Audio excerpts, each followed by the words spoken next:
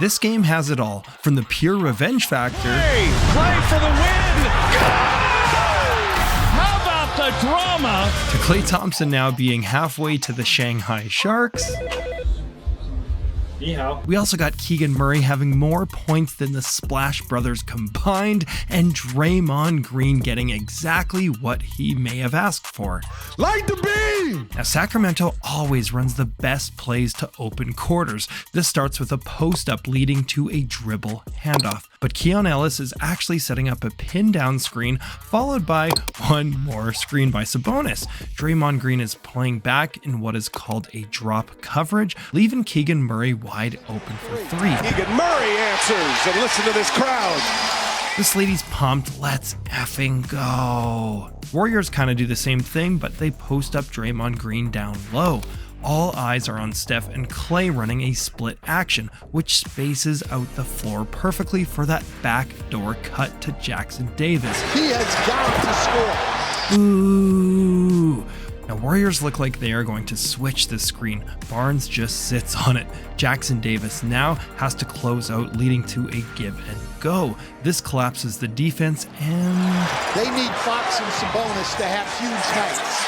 Keegan Murray again. now keep your eye closely on this epic box-out fail by Klay Thompson, and this is only a sign for what is going to get progressively worse in this video. Now, the Kings run the exact same play that they did in the first play of the game that I showed you. So Keon sets that screen again for Murray, followed by a Sabonis screen at the top.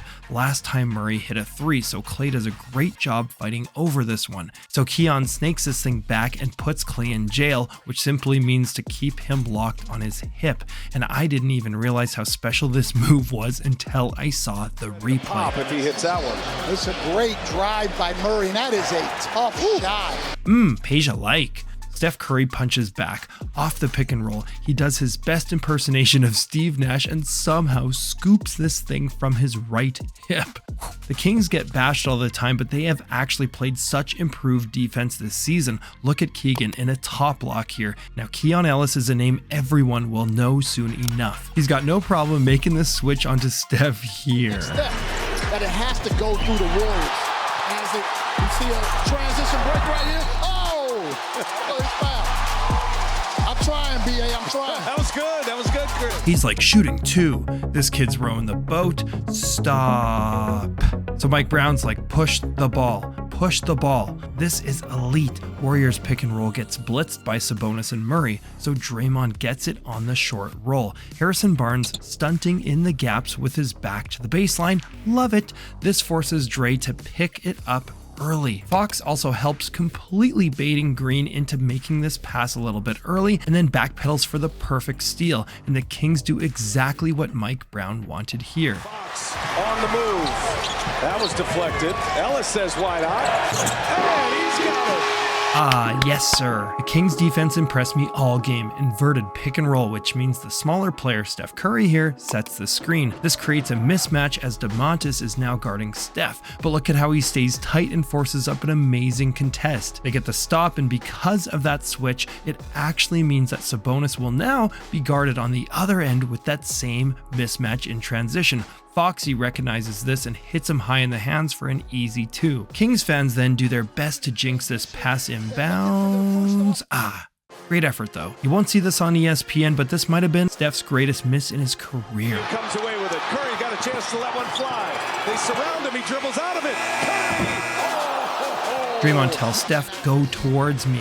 The Warriors are running a floppy action, which means Steph starts down low on the baseline and he can go either way. He listens to Green and uses that screen on the right side. Steph once again is blitzed. This gives the Warriors the advantage on the short roll, and Wiggins finally finishes inside. Did I mention that Keon Ellis is a dog? Undrafted and already one of the best defenders in the entire league. Watch how he overplays Steph Curry on the step back here, but he actually turns that negative body positioning into his advantage. He reaches around here for the beautiful poke. Ellis drives. Boy, it is so physical on these layup attempts. Ellis runs it down. It's the way it's going to be in the playoffs. And how about Keegan Murray? His first three since the first quarter. Klay had one of the worst games ever. Look here as he bricks this tough shot, which actually makes him 0 for 8. There's a huge psychology to basketball. I want to take you back to his very first shot of the night and stress the importance of taking good shots early in the game, putting yourself in a bit of a rhythm. Here he is on the high pick and roll, literally Keon Ellis on him like a fat kid on a Smartie. Terrible shot, fresh in the clock. Gross. So the Sacramento Kings run a zoom set nearly every time on a sideline out of bounds play. So this action is simply a pin down screen followed by a dribble handoff, usually with the big at the top.